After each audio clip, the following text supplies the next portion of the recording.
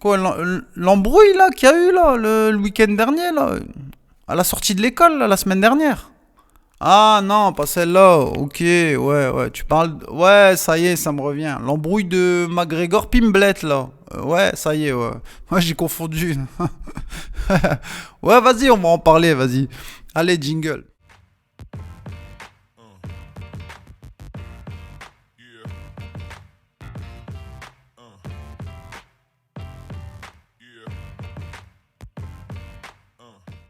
Welcome, welcome les amis, bienvenue sur OKLM Sport le podcast.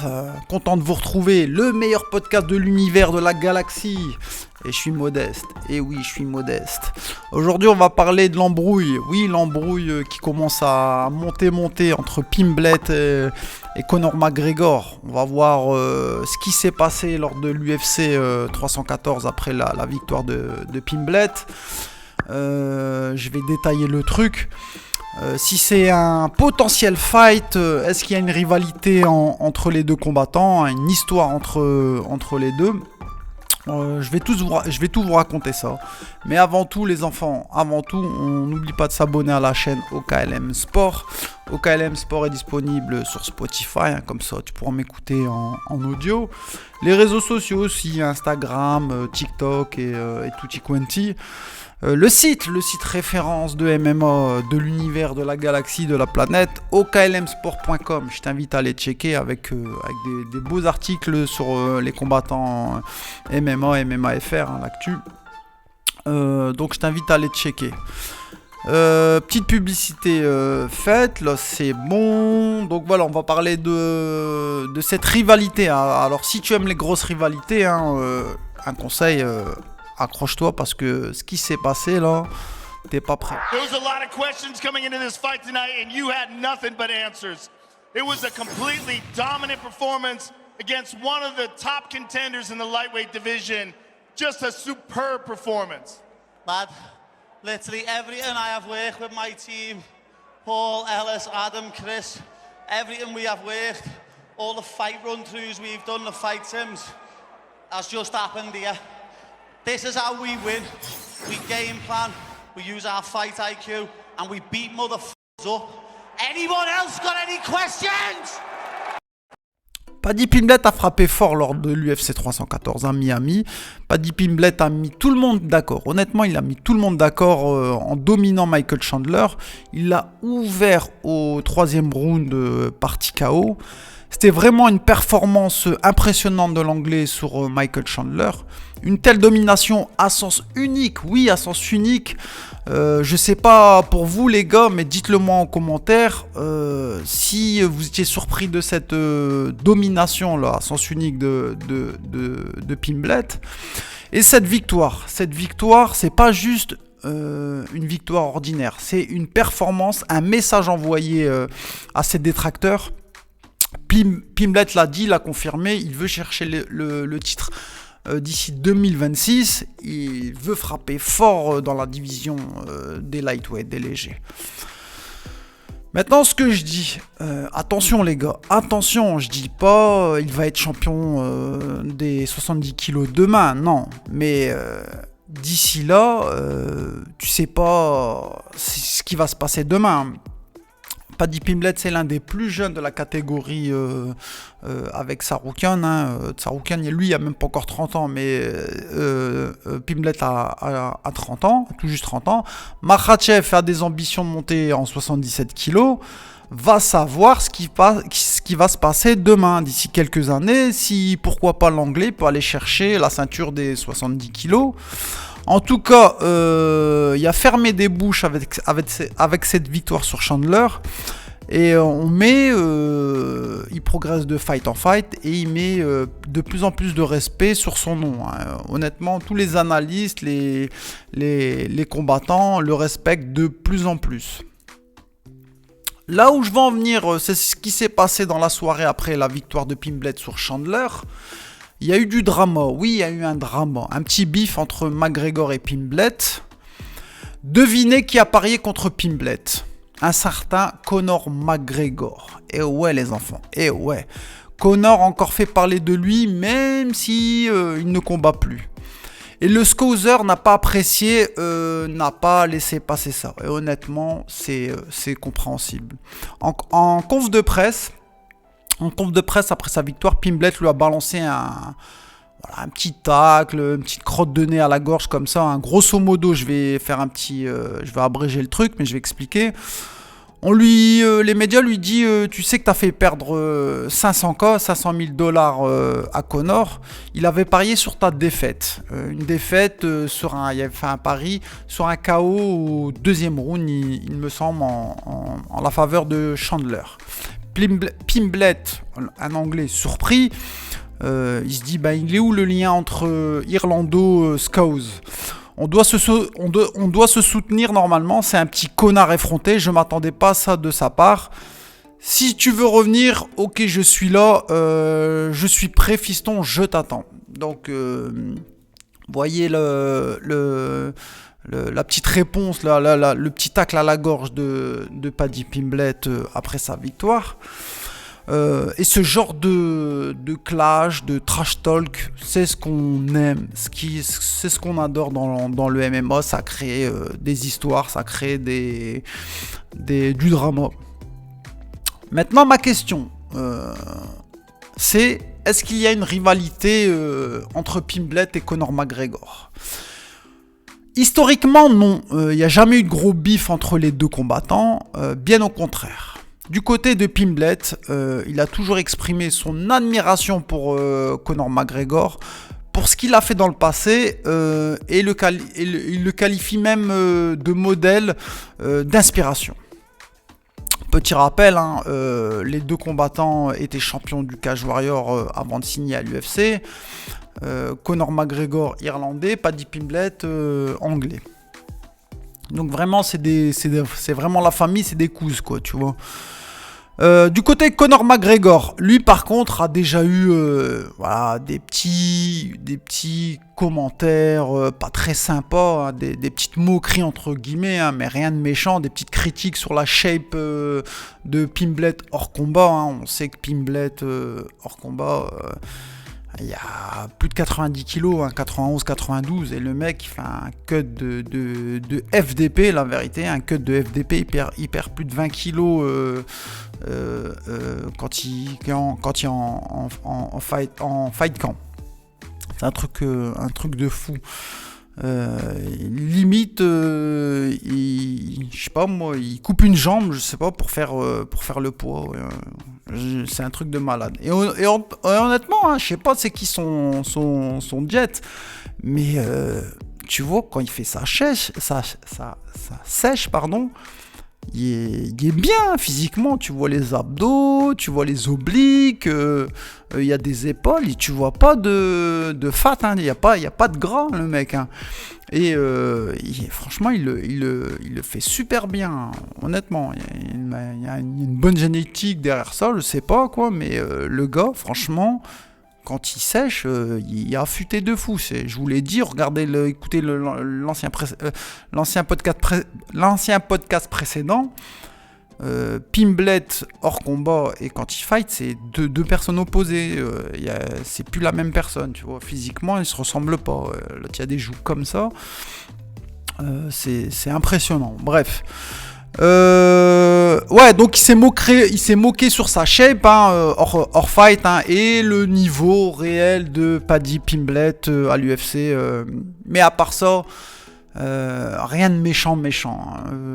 Conor McGregor, on connaît tous ses antécédents, ses bifs avec ses anciens adversaires, l'histoire avec Khabib, les histoires avec les frères Diaz. Et j'en passe avec tout le monde quoi. Les petites moqueries sur la shape et le niveau réel de Pimblett, il n'y a rien de méchant, il n'y a pas de quoi faire une sauce tomate quoi, tu vois. Et honnêtement, tout le monde, c'est vrai, plus de 90% des gens, à part les gens de Liverpool, on avait tous un doute sur le niveau réel de Paddy Pimblett. On voit qu'il s'améliore, il gagne, il n'y a rien de... Bref, c'est pour dire qu'il n'y a rien de méchant entre McGregor à la base et Pimblett. Mais là, avec l'histoire du pari là, et la réponse de Pimblett, on va sûrement voir une rivalité qui va commencer à monter entre Pimblett et Conor McGregor. Ce petit tacle, c'est peut-être le début de l'un des plus gros duels à venir à l'UFC. On sait tous que l'UFC aime ce genre de storytelling. Ils aiment raconter des histoires entre deux personnages. Et Paddy Pimblett versus Conor McGregor en 2025, il n'y a pas mieux pour vendre, honnêtement. Les deux, s'il y a une chouchouka, une salade qui commence à se faire entre les deux, hein, par médias, par réseaux sociaux, honnêtement, ces deux personnages médiatiques hors normes, mondiales, et t'auras pas mieux pour vendre. À l'heure actuelle, à l'UFC, t'auras pas mieux pour vendre. Et l'UFC, quand tu regardes bien ces dernières années, t'as plus de grosses rivalités entre teams, entre combattants. Quand tu regardes bien les dernières rivalités, c'est quoi? Adesanya, Alex Poatan, Alex Pereira. Maintenant, les combattants se croisent partout, ils se font plein de bisous, des câlins, des poutou-poutou. Ils se font des vidéos ensemble, t'as des influenceurs, ils font des stories Instagram. Bref, tu vois que c'est business, quoi. C'est plus, y a plus, tu vois, y a plus ça, quoi. C'est vraiment, ouais, c'est vraiment, on est là, on veut se montrer, peu importe quoi. Mais il y a plus ces duels, cette bataille, cette rivalité qu'il y a eu dans les années passées à l'UFC. Regardez l'exemple des frères Diaz avant, qui s'embrouillaient pendant toutes les Fight Week. Les frères Diaz, ils étaient en bande comme ça, 15-20 personnes. Même s'ils n'étaient pas dans une Fight Week, ils venaient en tant qu'invités et ça partait en cacahuètes, des bouteilles jetées, des canettes, des embrouilles dans les halls d'hôtel, de casinos. Bref, c'était vraiment chaud, quoi. Des rivalités entre Cormier et Jones. Regardez, là, quand on a tous le souvenir lors d'un face-à-face dans un hall d'hôtel, en live, devant des millions de personnes, en direct, où Cormier, avec ses deux mains, pousse la gueule de Cormier. Tu sens que c'est pas travaillé, quoi. C'est pas des acteurs, c'est vraiment la réalité, quoi. Quand il y avait quelque chose, et la même chose pour Khabib et Conor McGregor, c'était vraiment chaud. Khabib voulait vraiment chercher après Conor pour vraiment le démolir, quoi. Le démolir partout, dans n'importe quel pays. Souvenez-vous du message Send me location. Je vais venir te chercher partout, il n'y a pas de problème. Dublin, Brooklyn, New York, partout, je vais venir te chercher, c'est pas un problème.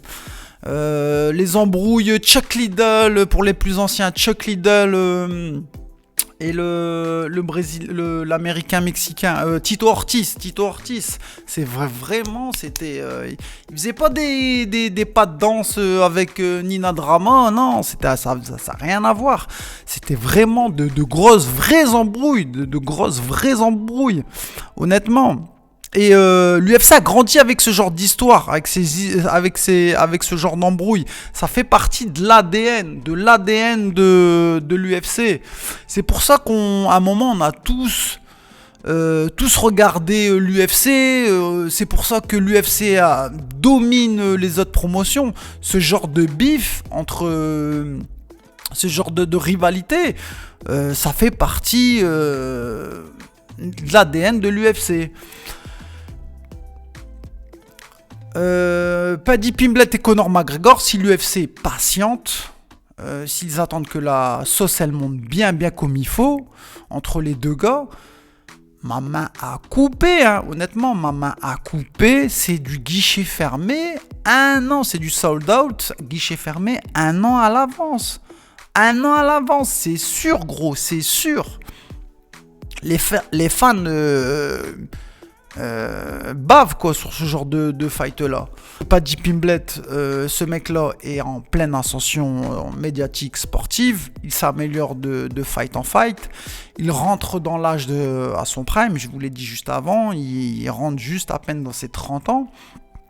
Il nous l'a montré encore, hein, le dernier fight qu'il a fait le week-end dernier contre Chandler. McGregor, même si lui il n'est plus actif depuis 2021, même si à l'heure d'aujourd'hui, faut dire ce qui est, hein, c'est plus un clubbeur avec tout ce qui va avec, un homme d'affaires et politique, hein, on l'a vu dernièrement, hein, à la Maison Blanche, il veut s'installer à la présidence de son pays, hein, l'Irlande. Le gars il a plein de casseroles aux fesses, bon... vas-y, je ferme la parenthèse, je vais pas trop développer, mais ça reste une star mondiale du MMA. On parle toujours de lui même quand il combat pas, et le fait qu'il n'annonce toujours pas officiellement sa retraite, eh bien il y a toujours des spéculations sur un éventuel retour, même si ce combat se fait, si ce combat il se fait, c'est un événement mondial. Maintenant, Conor McGregor, tu vois sa shape, hein, il rigolait de la shape de Pimblett. Maintenant, c'est l'inverse. Hein.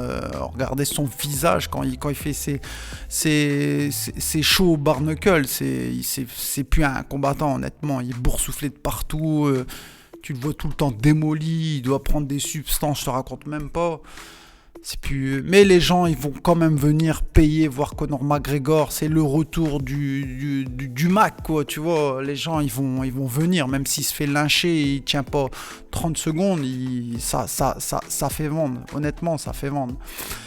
Là, je vais spéculer un petit peu. Imagine un peu ces deux mecs-là. Deux styles, deux personnages, deux pays voisins. Je vous l'ai dit, c'est des cousins, Angleterre, Irlande.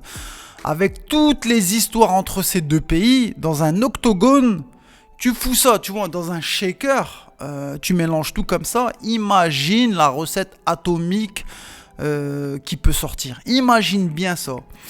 Un Pimblett versus Conor McGregor dans une arène, un stade de foot. Un exemple, je sais pas moi, Wembley à Londres, un Anfield à Liverpool, ou même à Dublin, je connais pas les stades de foot à Dublin. Mais ça pète quoi, c'est un truc de malade. Ce serait un show à guichet fermé, c'est sûr. À l'heure actuelle, honnêtement, à l'UFC en magasin, t'as pas mieux.